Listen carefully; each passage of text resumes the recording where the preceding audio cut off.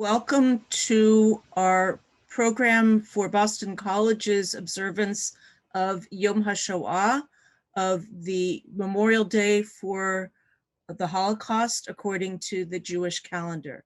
Our program tonight will be primarily a discussion of the Shoah in film, History from the Ashes, based on the work of John and Susan Michalczyk from the film department at Boston College. I want to welcome all of you. I'm Ruth Langer. I am a professor in the theology department and the interim director of our Center for Christian Jewish Learning here at Boston College. This program is also co-sponsored by the Boston College Theology Department, the Film Studies Program, Hillel, and by Campus Ministry. We also have a very special co-sponsorship this evening from the Consulate General of Israel to New England. Behind the scenes, I want to thank the Associate Director of our center, Camille Markey, who does much of the work in preparing for these events, Sam Jai, who is providing our tech support tonight, and John Muller, who's providing tech support for the Michalczyks. This event is being recorded, and the recording will be posted on our center's websites and social media once it is processed, and it will be sent to all of you so that you can share the link with other people. The chat will be open to submit questions to the panelists, and please send questions to all panelists, and then we will relay them at the end of the program and have some discussion. I'd like now to call on one of our co-sponsors, the Consul General of Israel to New England, Ambassador Meron Rubin, to say a few words. Thank you, Ruth, and good evening to all. I wish to thank the Boston College Center for Christian Jewish Learning for partnering with us to present this film program commemorating Yom HaShoah v'Gvura, the Holocaust Remembrance Day. I'd also like to extend my appreciation to the Boston College professors and documentary filmmakers, John and Susan Michalczyk, for sharing excerpts from their series of thought-provoking Holocaust films with us this evening. Thank you. It has been 76 years since the liberation of Auschwitz-Birkenau by Soviet forces, which marked the conclusion of years of genocide in which 6 million Jews, or 2/3 of the Jewish population of Europe, were murdered. On this day of remembrance, we honor the memory of Holocaust victims while rejecting Holocaust denial and anti-Semitism. The recent anti-Semitic incident at Duxbury High School, I think, illustrates the urgent need to uproot anti-Semitism and combat racism in all its forms and shapes. The flippant use of words related to the human tragedy that was the Holocaust to us emphasizes the urgent need to consider how we can address this disrespect and that the incident reveals or revealed. In an op-ed that was published this morning in the Boston Herald and co-authored by none other than the German Consul General to New England and myself, we wrote that as the generation that experienced the horrors of the Holocaust firsthand leaves us, we must pass on the lessons we learned to the younger generation. The late professor, Nobel laureate and Holocaust survivor Elie Wiesel stated, "To forget the Holocaust would be not only dangerous but offensive. To forget the dead would be akin to killing them a second time." It is vital for the rest of us to preserve their legacy and lessons of the Holocaust. The powerful clips that we are about to watch are asking to do exactly that, to preserve both the legacy and the lessons of the Holocaust. Those historical documentations ignite an important discussion about a series of topics, including the relationship between Jews and Christians during the Holocaust and Nazi medicine and law. My hope is that we will rededicate ourselves to the cause of keeping this recent history alive and relevant by advocating for mandatory Holocaust education for the next generation, regardless of ethnic and religious background. As survivors continue to pass away and Holocaust deniers gain support, nothing is more critical than passing on the lessons of history. May the memories of our brothers and sisters who perished in the Holocaust be forever engraved in our hearts. The Jewish people must remain strong and vigilant, and the State of Israel remains committed to ensure that never again truly means never again. Thank you. Thank you very much, Ambassador Rubin, for your very important and inspiring words. We turn now to our main program, and I want to introduce our speakers. John Michalczyk is a professor and director of film studies at Boston College. His numerous books and documentary films deal with historical events such as World War II and the Holocaust, as well as themes of conflict resolution, moral compromises, and social justice. He has been teaching at Boston College since 1974.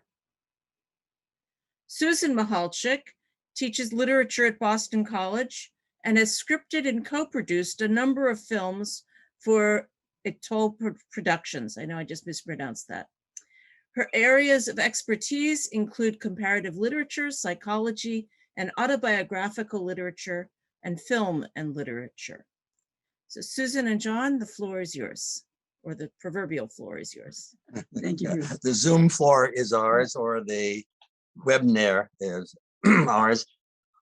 To begin with, I was actually very much interested in studying the Holocaust since 1980, when I had to prepare a paper at a Modern Language Association conference, and it dealt with the origins of the Holocaust film. And believe it or not, just as Ambassador Rubin had mentioned about Auschwitz, it started there. In the filming of the liberation, we had the actual footage of what had happened in the Third Reich from 1933 to 1945. We saw the results, and that provided the basic material for understanding the horror of the Shoah. So that was the start. But the real start in our film industry, I make it a little more formal in terms of an industry or a commercial, I should say, enterprise, is a course in the honors program at Boston College. In the first semester, we dealt with the Hebrew scripture, Genesis, Exodus, Job, one of the prophets, and the Psalms. The second semester, with the same students, we studied the Gospels. And my film making career depends on that one young woman, a student, who asked this question: why in the first semester are the Jews the heroes, and in the second semester they have become the villains? And that took me back, and I said, well, we have to study this. So we went back and realized that in the Gospels we had, the very strong anti-Jewish statements, especially from the Gospel of Matthew and also from John. So we studied that, and a fellow filmmaker said, I think we could make a film out of that issue. And that's what we did. So we actually held a conference.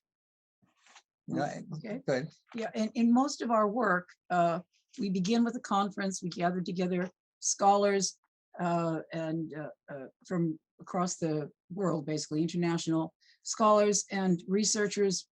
We include our students as well, because in making all these films, not only do we want to document history and prick the conscience, but we want to educate. For us, education is at the center of making the world a better place and providing information that really forces people to think in a way that is perhaps more less threatening than in reading a document. By seeing a film, music in the background, it's a more comfortable scenario for even the most painful topics. And we base a lot of our work on that. And so we began with the conference. Out of the conference, we then filmed and developed a series. We've done this now most recently 2 years ago, I think, on our last film. And so that's the process. In this Cross and the Star film, we began with the title, John really loved the notion of the cross and the star, loved the notion of faith in the Holocaust. That's how we started. It's going to be faith in the Holocaust. And as we interviewed survivors, as we heard the stories, as we continued through all the process of making the film, almost every person we spoke with said, the moment I questioned my faith, the moment I lost my faith, the moment I cried out, is there a reason for all this? And therefore, we shifted the entire concept from faith in the Holocaust to Cross and the Star, which had been a subtitle that John had liked very much. There were some survivors, when they spoke about their faith, others didn't. For example, Cantor Shelkin, remember, was one who spoke that, in fact, his fasting through Yom Kippur helped sustain him and sustain his faith. And as you see in the clips, each person comes across with a different experience. We try to blend everyone's experience to allow individual experience that then becomes more of a universal understanding. Okay. Right. So John could run the first clip, The Cross and the Star, Jews, Christians, and the Holocaust from 1992.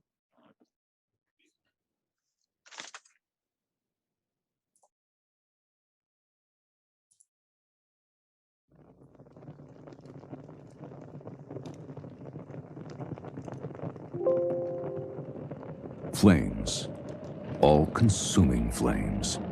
They devoured the books, the synagogues with the holy Torahs, the churches with the sacred vessels, and then finally, their bodies.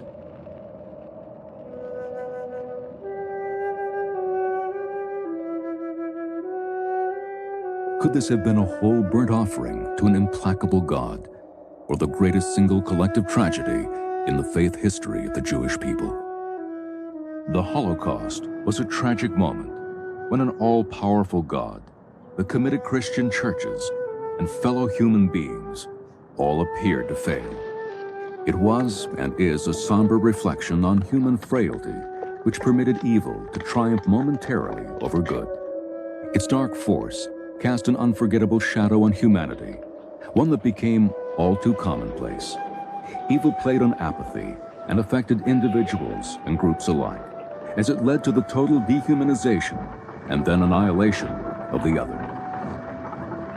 This all-pervasive force, which led to genocide as graphically detailed in the Nuremberg trials in 1946, had already been witnessed in the deliberate elimination of 1.5 million Armenians by the Turks. As the destruction of the Jews commenced, Hitler sardonically asked, "Who remembered the Armenians?" Genocide is no stranger even today, as we witness the killing fields of Cambodia or the Iraqi threats on the Kurds. At the base of it all is the fallacy of racial superiority. Scientific racism did begin in the 19th century, and usually it's associated with Gobineau's theory of Aryanism. It wasn't intrinsically anti-Semitic, but there was a very distinct anti-Semitic strand that became predominant. What the Nazis brought to it was this doctrine that the Jews were non-people, not just inferior, but non-human. Bacterium, virus, lice, just the terms tell you these are things that have to be eliminated. In our enlightened century, how could it have come to this? Close to 6 million Jews dead because of their birth, and countless non-Jews for their resistance, their politics, or simply their humanitarian instincts. In a soul-searching way, we must ask through all this, where were the foreign governments, humanitarian organizations, but above all, the Christians who followed the creed of love thy neighbor as thyself? The Holocaust has been a burning issue in Christian-Jewish relations. In the final analysis, is not so much a Jewish question, but a Christian issue, one that must be honestly faced with an eye toward healing. Well, shouldn't the church examine its words and the way it presents things, the way it talks, and the way it can be understood, the way its words can be interpreted and perceived, and the way that interpretation or perception can be internalized, not just in individuals, but in whole groups? Christians have labored under the burden of ignorance, with a history tainted by apathy and guilt. Only in hindsight have they recognized historically the negative effects of a sense of religious superiority and arrogance, coupled with a desire to convert the non-Christian. I think a lot of the teaching of contempt, a lot of the efforts to make Christianity look better by denigrating Judaism, not just on a philosophical basis, but by pointing the finger at the neighbors who were Jewish and saying they are not like us. I think that set the psychological basis for many of the terrible things that happened in the Holocaust. One of the tricky things that any religion has to confront is, how do you affirm the superiority and the righteousness of your faith without implicitly putting down and proclaiming the inferiority of the other? Jewish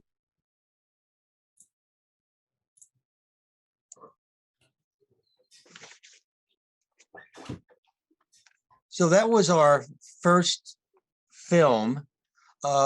It's almost like a freshman essay in terms of the technique, because we were still using tape. It wasn't the digital age yet, but the message is still there that, you know, from the earlier days of Christianity, there was an anti-Jewish strain that had to be resolved.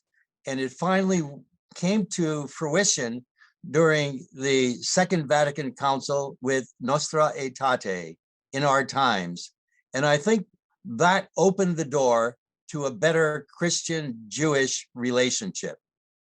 Now, the second film is Nazi Medicine, In the Shadow of the Reich. And in this film, we're going to talk about human experimentation, how they looked at Jews. One of the, we interviewed a number of survivors, and one of the key interviews is with Eva Kor, who described her experiences at the Auschwitz camp as a, she was experimented on by Mengele, because she and her sister twin, her sister Miriam, were targets and used for experimentation. They both suffered tremendously. And Eva went on to speak yearly touring and as a very vocal reminder and courageous one to get everyone interested in understanding and aware to further studies and reflection upon the Holocaust.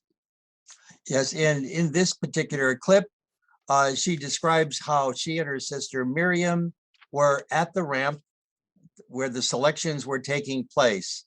And a SS officer was asking about twins because he was trying to recruit the 1,500 sets of twins that he would use for experimentation.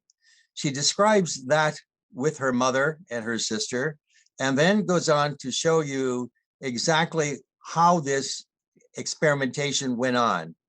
And putting it into a larger picture, the German scientists, the doctors, believe that they could help humanity if they use the Untermenschen, the less than human individuals, as experimentees.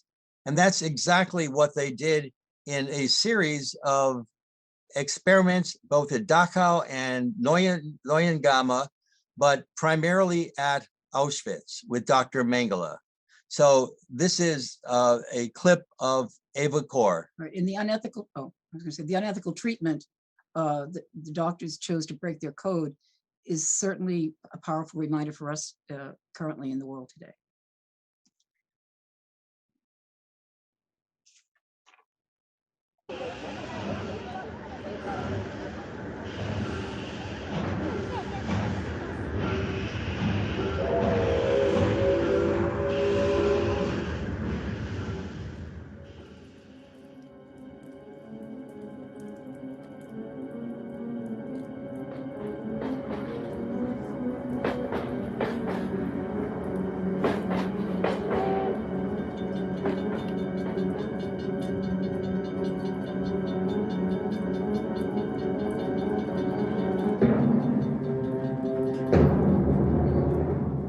At the camps, amid the din and chaos of the arriving trains, doctors were on hand to play God.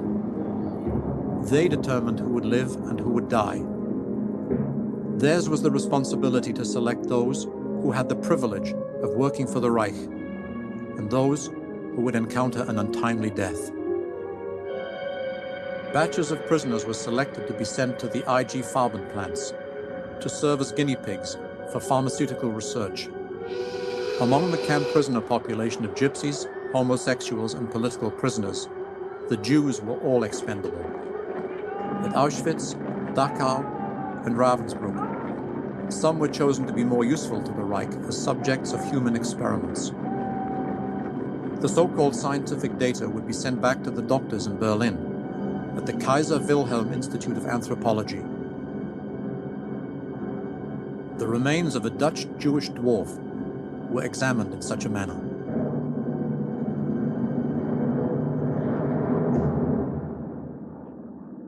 At the Dachau concentration camp, experiments were performed on camp inmates to help the war effort.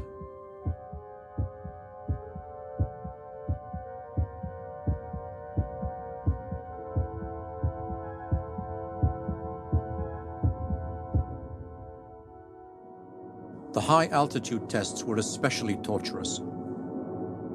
The rationale was to benefit German aviation in the simulation of high-altitude conditions.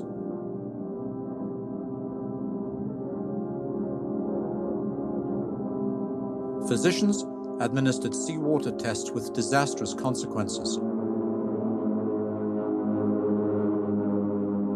To determine how long a downed pilot could survive in the frigid North Atlantic, they cruelly packed the prisoners in ice, constantly monitoring their body temperatures. Some of the scientific data was skewed, and the treatment of the inmates was inhuman. German doctors, however, felt that the studies would offer some significant results for German aviation. I think everybody concurred that what occurred in the camps was murder.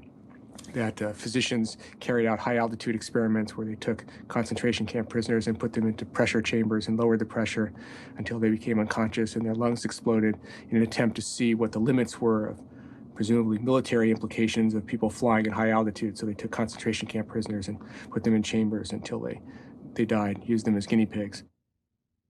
At Neuengamme, in Dr. Heismeyer's tuberculosis study, 20 Jewish children from ages 5 to 12 had their lymph glands removed. Fearful of witnesses, the Nazis murdered the surviving children on the night of April 20th, 1945.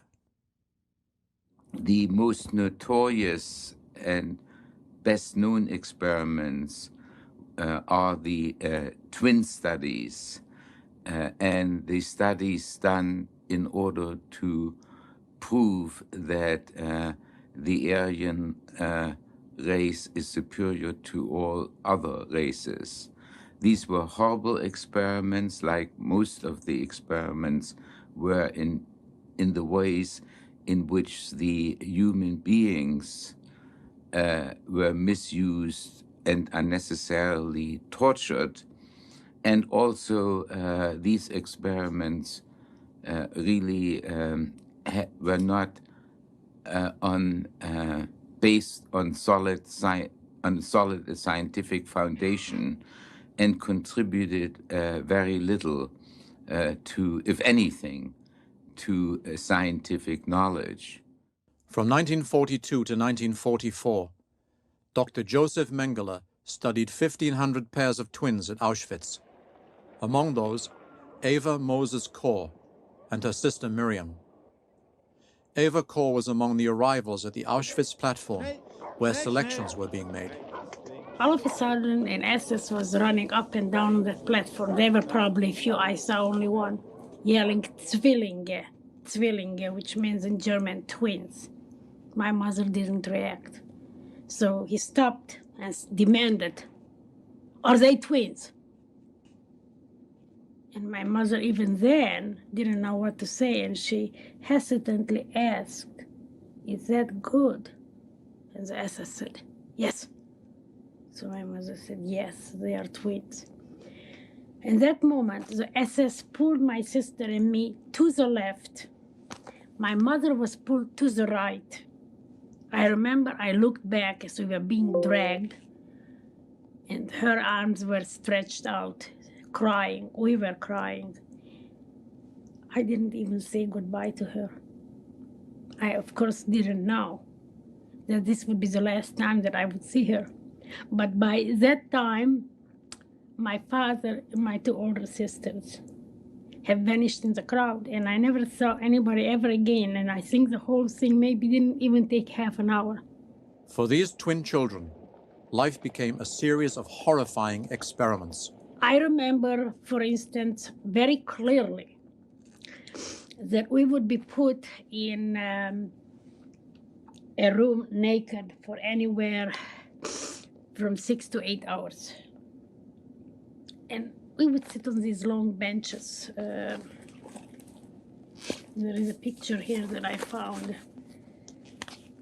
naked, sitting there from 6 to 8 hours. Every part of our body was measured, photographed, compared to charts. There were 6 or 8 people in white jackets running around. And we knew that we were like little soldiers, that we had to do what they told us in order to survive. However, these particular experiments were so emotionally painful that I blocked a great deal out of my mind.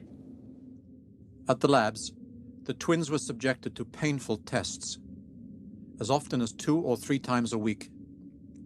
As a result, Eva came down with a burning fever, a danger to the experiment and to her life. Mengele came in the following morning with 4 other doctors, whose names I don't know, stood by my bed, looked at my fever chart, never examined me, never ran any tests, but of course he knew what he was expecting, and declared sarcastically, "Too bad, she has only 2 weeks to live. She's so young."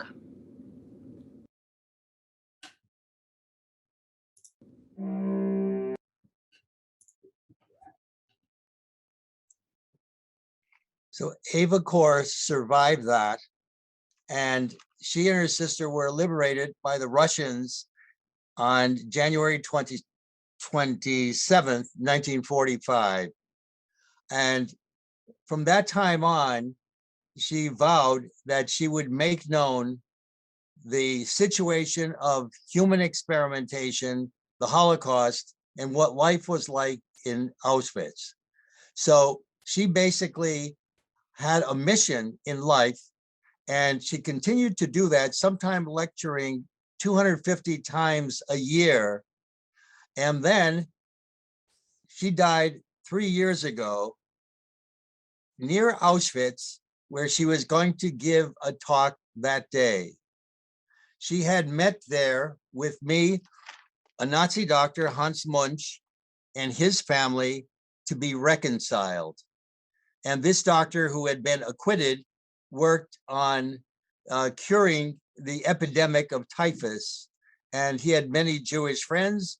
So he said he would share this kind of reconciliation with Eva Kor at a local restaurant, where they signed a formal paper trying to understand each other's position. He did not do the experiments. He was basically, as many of his Jewish patients said, a savior. And she wanted to restore his name and his family so that they could come to some kind of understanding and reconciliation. Okay, we'll look at the next clip. Okay. This is a very fascinating work on music and the Holocaust. And this is all due to our guest, Robert Hilliard. He and Ed Herman were both, as he said, lowly privates. And he said, what could they do? And he's going to describe some of that after we see this clip. So we'll show the clip, and this one discusses how Bob Hilliard on May around the 25th or so approached St. Ottilien and experienced something that we're going to see in the film. As an American soldier in Germany at the Liberation, Bob Hilliard witnessed the cortege of displaced persons, now homeless. When I arrived at St. Ottilien in my Jeep, I parked at the edge of a fairly open field. There were buildings nearby, and it was a big open space. And I walked up to where there was a stage. And on the stage were a group of musicians, maybe 12 or 15. I sat down, and people who were at St. Ottilien, survivors of the camps, most of them ill, sick, dying, sat on benches, those who could walk and sit.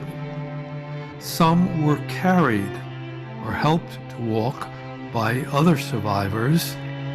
Some of them came to this concert and just lie down on the ground.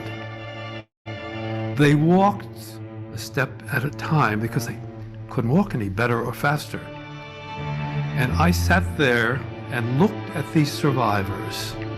The first time I'd seen a large group like that. Well, the orchestra started playing Grieg, Bizet, Kol Nidre, and there was a lovely young woman who sang. Henny Damashkin sang Ich bach heim, I want to see my home again.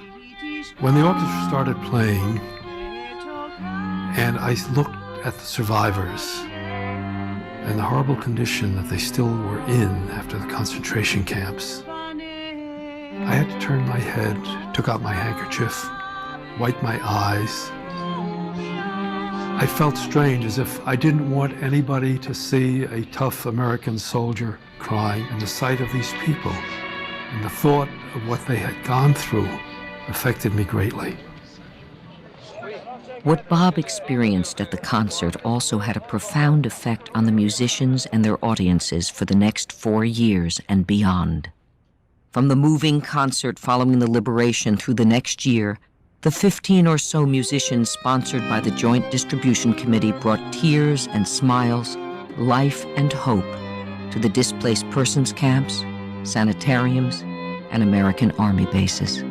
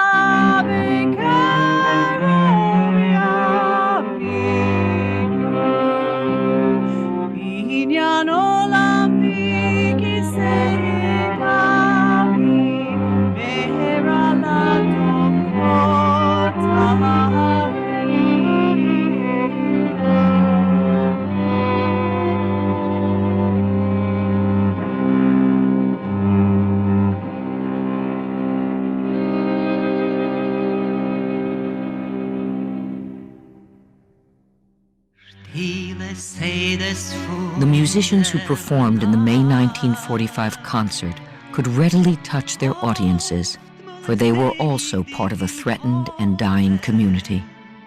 Many of them came from Vilna, where they were once immersed totally in the world of music and followed a dark odyssey that brought them to Saint Ottilien.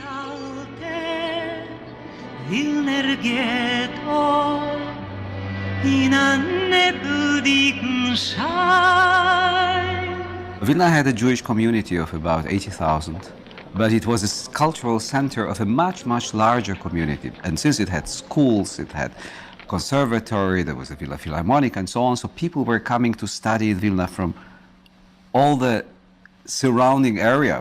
It must have been at least about 1 million Jews. So Vilna has somehow concentrated a lot of talent. And there were two Jewish cultures. There was a Yiddish culture and a Hebrew culture. So you had, of course, two choirs. And you had violinists who were playing in Hebrew and violinists who were playing in Yiddish. This was the strength. This is why Vilna was actually called the Jerusalem of Lithuania. And there was certainly in that time much more culture in Vilna than there was in Jerusalem. Sonia Becker's mother, Fanny, and Rita Lerner's mother, Henny Dermashkin, came out of this dynamic musical setting in Vilna. Even after the Jews were forced from their homes and into the ghetto, So I wanted to show you that section because it's two things that were important. The first is Bob's understanding of the displaced persons tragedy after the Holocaust, after the liberation of Dachau and Buchenwald. And secondly, what he saw in terms of the actual music. That was some of the music that was played at that time. So I'll introduce Bob, who's been a close friend for almost 20 years.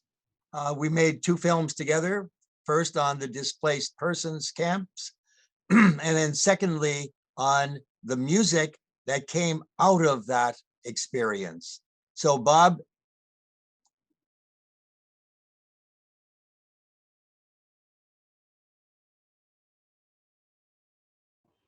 You need to unmute, Bob. We're not hearing you.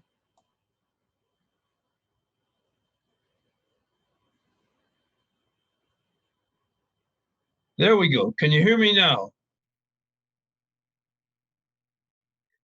Yes, can you hear me now?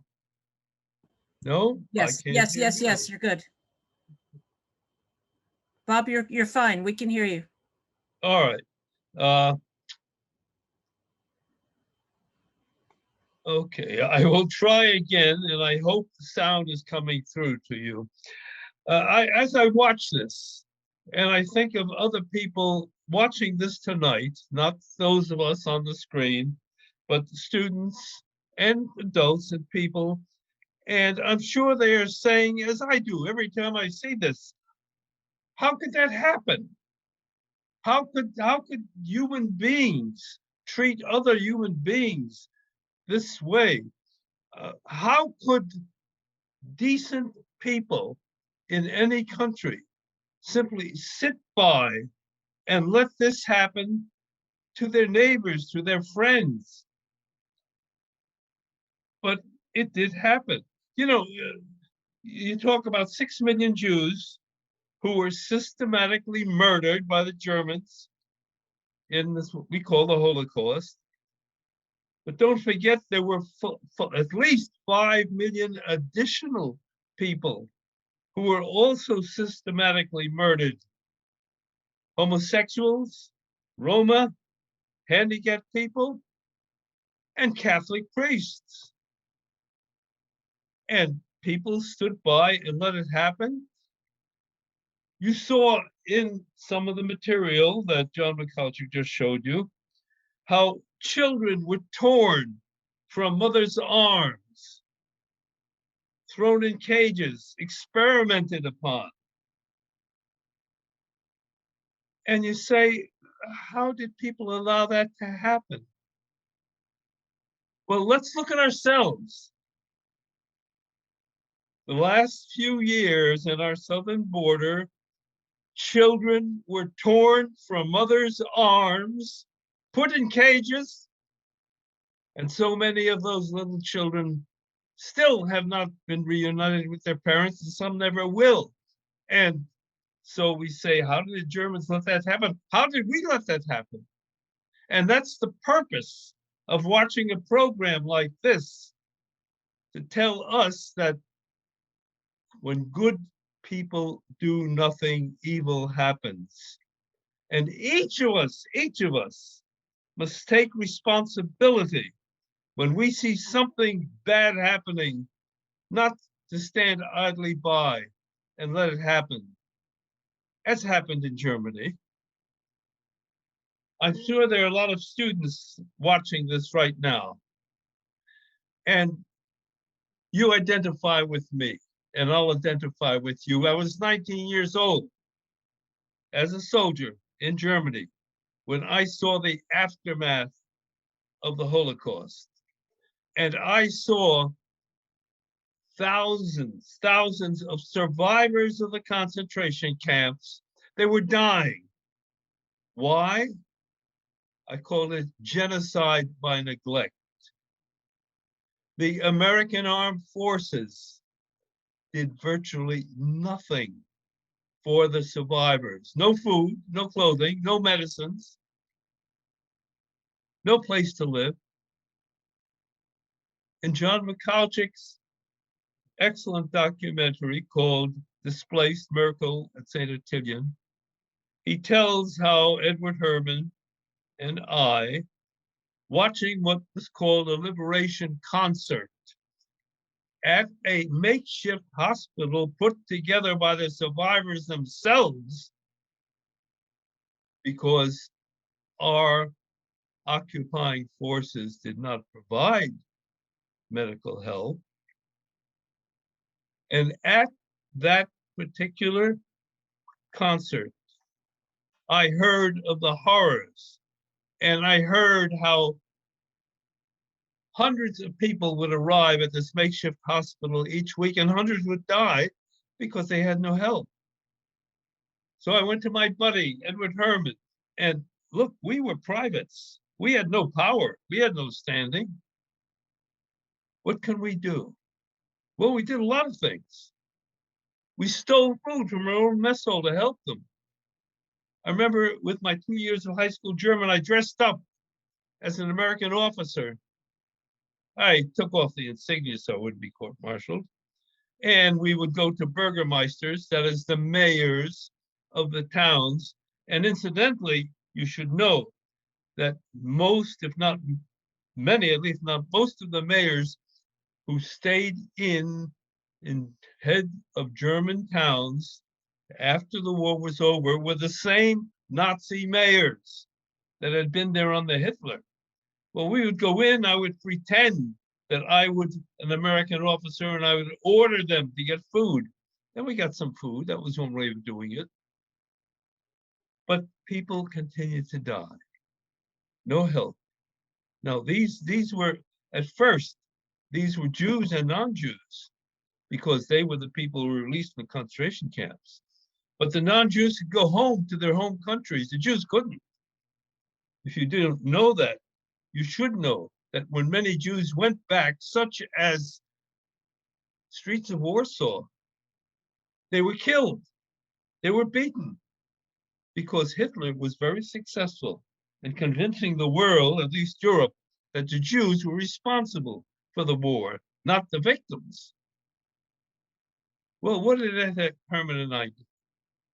How do you tell decent people in America of what is happening, of a continued genocide?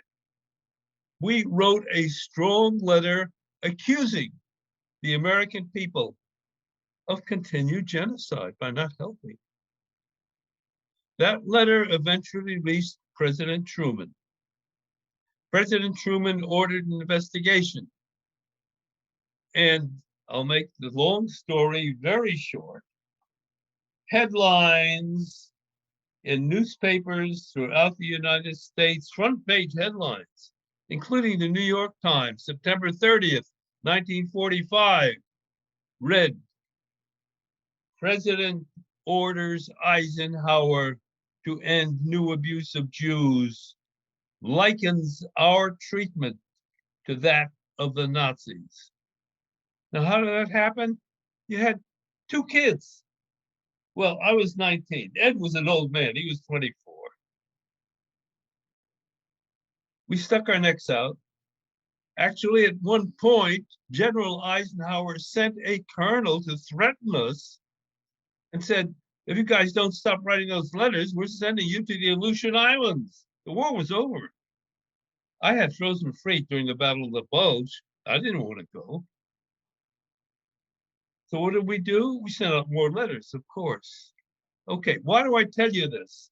Not for history's sake, not as a story to be put down in a book, but because right now throughout the world and in our own country, you have people who are belabored, who are hurt, who are starving, who are being killed. And unless you and I don't mean someone out there, but you and I, the people I'm talking to, do something about it, this is going to continue to happen. Okay, so why am I here?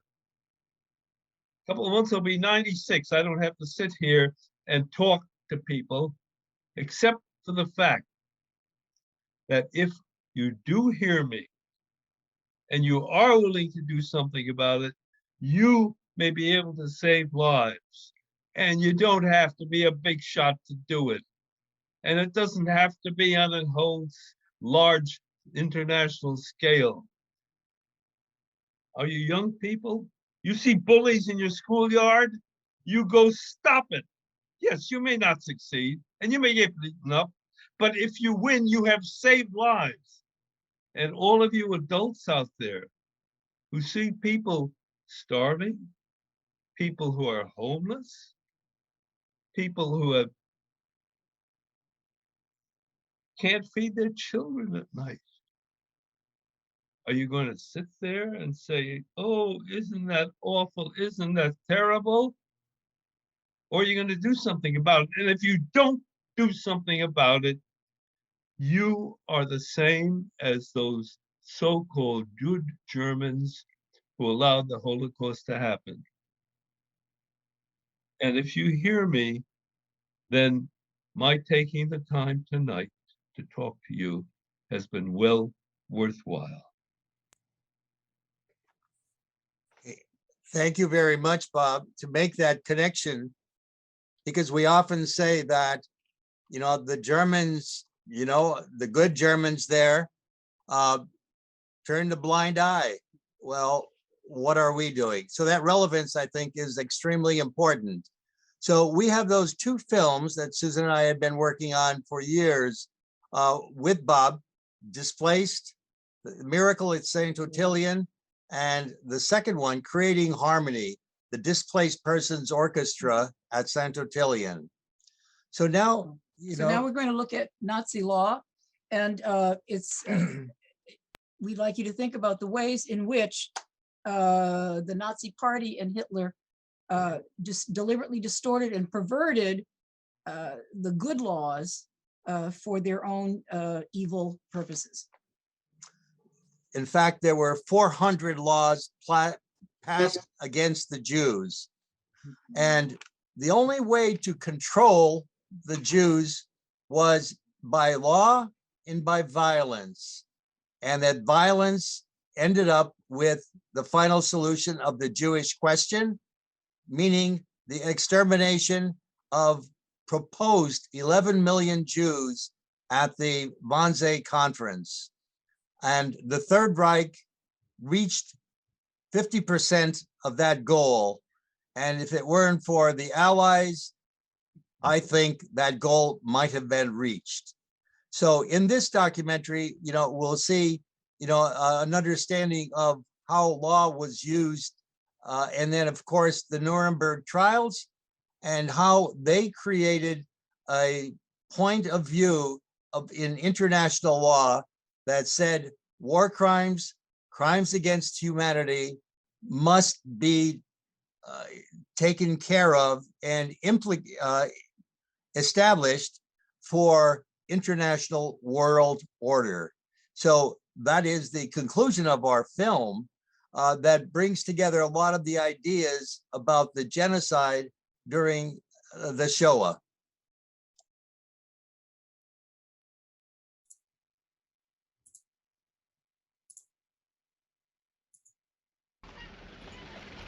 Hitler claimed that Nuremberg was the most German of cities, with a tradition that aligned itself with the nationalism of the 1930s. Known from medieval times as a city that burned Jews at the stake, Nuremberg continued to fuel animosity during the Third Reich. The city hosted the party rallies and also served as the venue for the promulgation of the Nuremberg Laws. Hitler used the 1935 National Socialist Party Congress in Nuremberg to launch these infamous race laws. For Hitler, blood purity ensured the vitality of the 1,000-year Aryan Reich as defined in the Nuremberg Laws of September 15, 1935.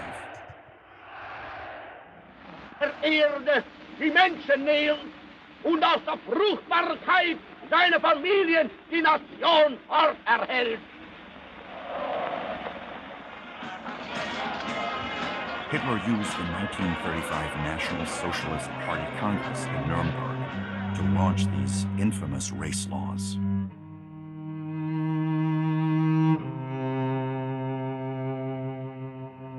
In this way, the government revoked Reich citizenship for Jews, with individuals of German or related blood.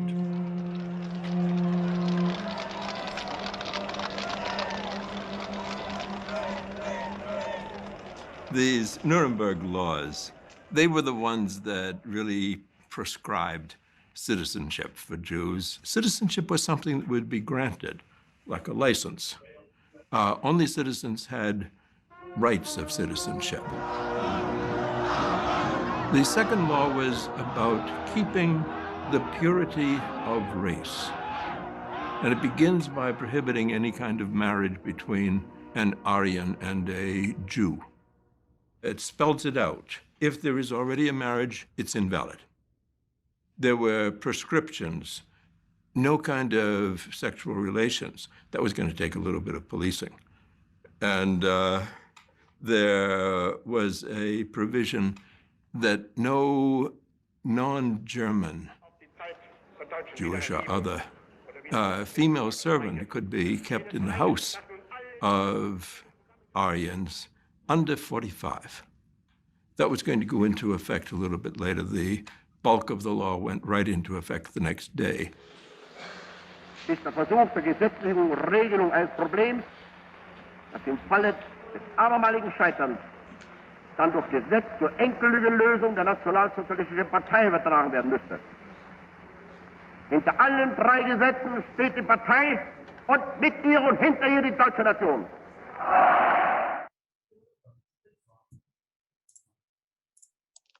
Okay, so following that, the Nuremberg trial took place late 1945 into 46 and used what you just saw there, the clip about the Nuremberg laws, and indicated how these were crimes of human rights, crimes against humanity, crimes against the peace, and conspiracy. So all of those brought to a head, many of the issues that we have seen in the film, the transport, the human experimentation, all of that was completed in 12 Nuremberg trials with the famous war crimes trial of Goering, Hess, Speer, and the others. So now, you've had from the beginning of the Nazi Party and how anti-Semitism built up, you see it ending in the Nuremberg trials. So that is a series of the films that we have done. The next one that we will finish probably by the summer is on Hitler's Mein Kampf, which is basically at the root of what you had just seen. Because in that, type of manifesto, autobiography, a quasi blueprint for genocide, you see the prelude to the Shoah. So thank you. We are open to questions now. Thank you so much, John and Susan. This was fascinating, stirring, and of course, as always, when one deals with the Holocaust, disturbing. We have a question from Sarah Rosen that's actually for Bob, who I think spoke to all of us and to all of our hearts. There were any number of messages in the chat just thanking you, Bob, for sharing with us and speaking in such inspiring ways. But Sarah Rosen asks, Bob, what do you think made you and Ed different from the rest of the soldiers? Why were you and not others spurred to do something when no one else was stepping up? Was it something in your background, in your education? We weren't the only ones involved. Yes, we took the lead, but for example, when we wrote this letter, which we wanted to get out to the American people, we knew we were going to be court-martialed, but we needed to get it out. And the Protestant chaplain on our base organized a number of other GIs, a number of other soldiers, and sat them down and wrote the letters to friends, to girlfriends, to families, to wives, to YMCAs, to churches, to synagogues. And so that's how we were able to send out probably about 1,000 letters to the States. We didn't do it ourselves. When we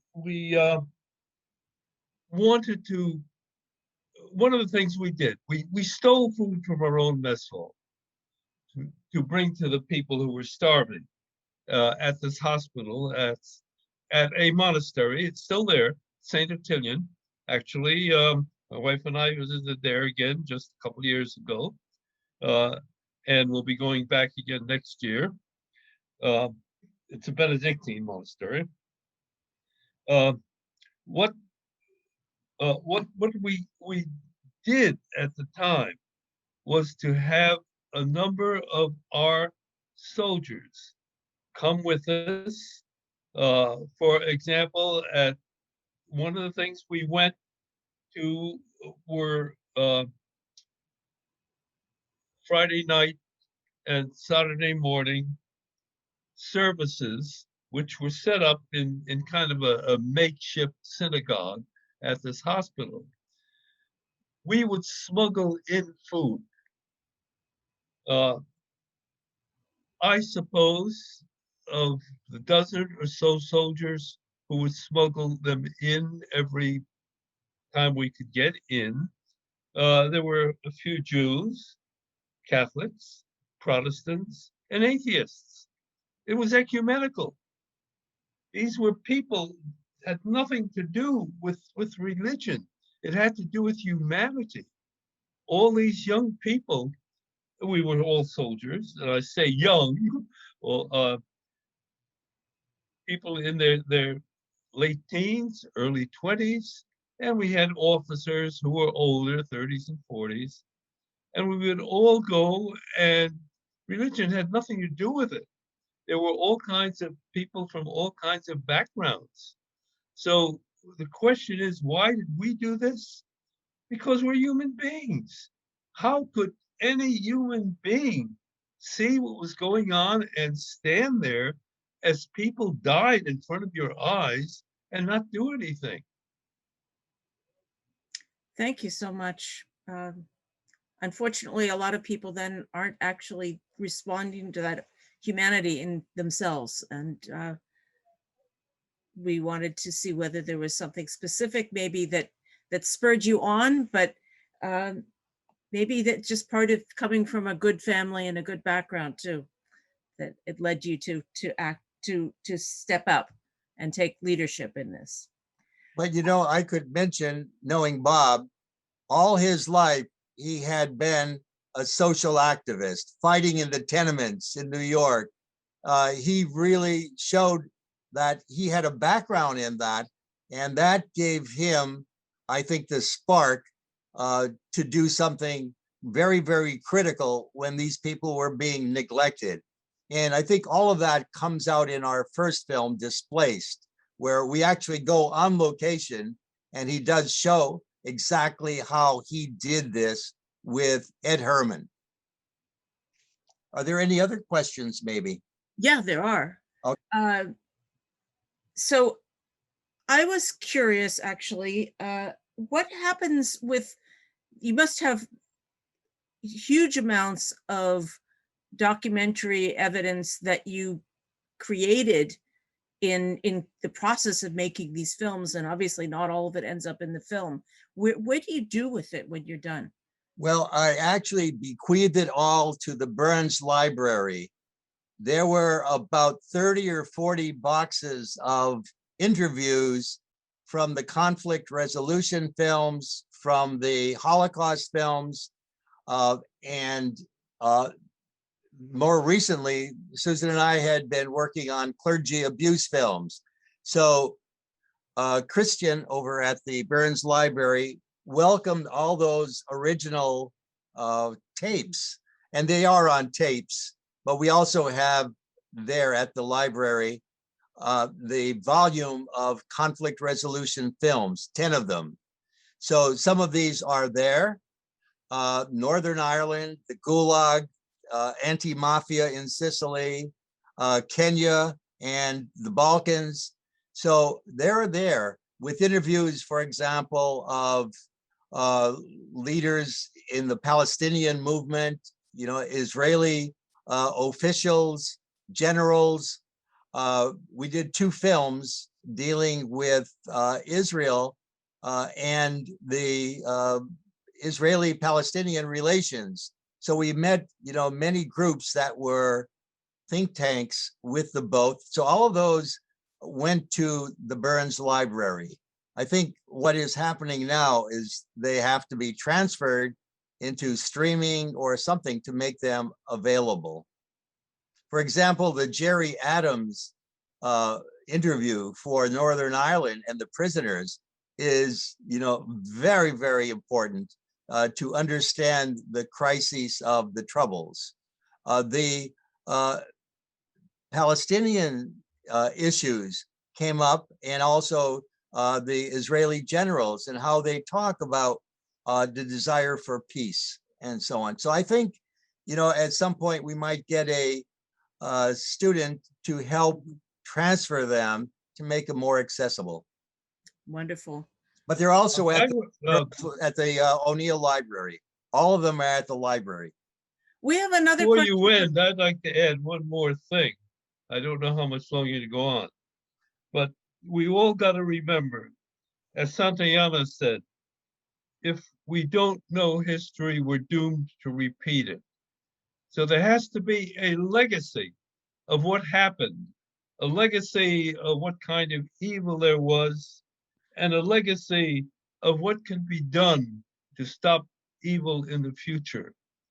And in terms of films, John Michalczyk has provided us that legacy with his films, which will live on long past time John and I are here, and remind people what can happen when evil is allowed to take over.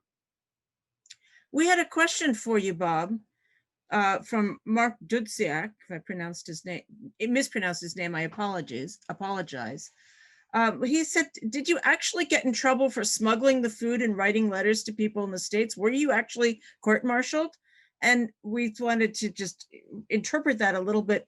How do you advise people to deal with the fear of getting into trouble when they face something like this? Well, you have 2 questions there. First, what happened to us? Actually, when President Truman got our letter, and he actually censured General Eisenhower. They weren't friends to begin with, but Eisenhower literally sent a colonel to Ed and I. Now, Ed Herman was an entrepreneur, and he was legally making money by selling goods from one country to another. It wasn't illegal, but he was a businessman. I had frozen feet. I was wounded in the Battle of the Bulge. And so Eisenhower's colonel, going to two privates, said, unless you stop sending these letters, we're going to send you up to the Aleutian Islands. Now, the war was over. And he said, we know you have frozen feet. You don't want to be up there in the Aleutian Islands.